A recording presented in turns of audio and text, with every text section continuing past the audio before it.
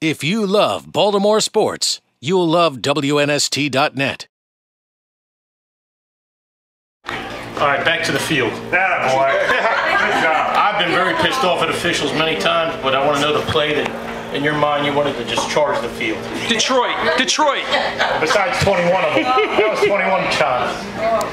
You know, when I go do games, I go into the broadcast truck a couple hours before the game, visit with the director and the producer, and I'm putting some notes together and watching some of the other games if we're the late game. And the officials always come in. And these are all guys you know. Now, keep in mind, I've been fined $75,000 in my 9 years as a head coach. How many calls from your mom? Enough. In fact, when I wrote the book, and I sent it to my daughters, I always think, give me some feedback on it. And my daughter who's in college called back, and that's all she said. $75,000? Are you kidding me? $75,000.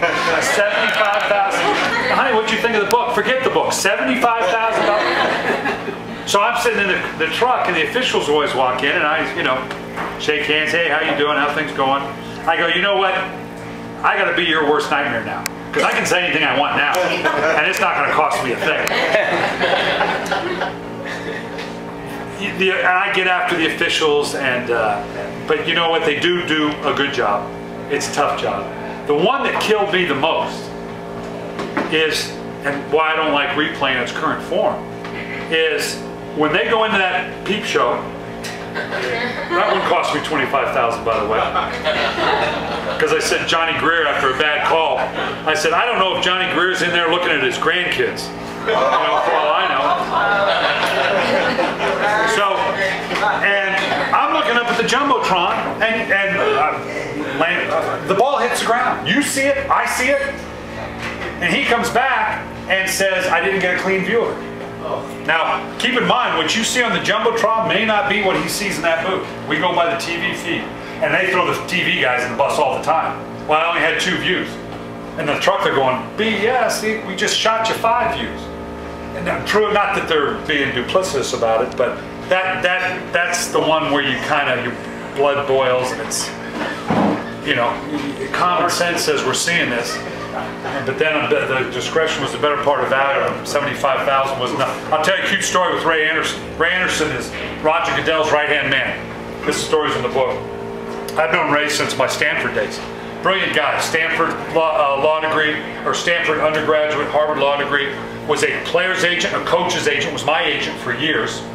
Denny Green, Tony Dungy. Then went to become the president of the Atlanta Falcons, and is now the vice president or assistant to Roger Goodell. He runs a lot of the administrative stuff. And it's still a very good friend, still my personal lawyer, obviously not my agent, but was my agent right to the point that he left the Falcons. And so he's in the league off. Now, Ray is the one who has to call to levy fines. And I had said something, I forget what it was. And he calls, and typical when you give that kind of news. Brian, how you doing? Oh, great. How's Buffy doing? Great. How's Kim? Yeah. We're gonna play tennis at the league meeting? Yeah. You know that thing you pulled on Sunday? It's gonna cost you 30 grand. It's always the third thing, It's the nice, and then boom. I said, what are you talking about? He goes, no, you did this, you did that. It's gonna be 30 grand. And he says, you know what?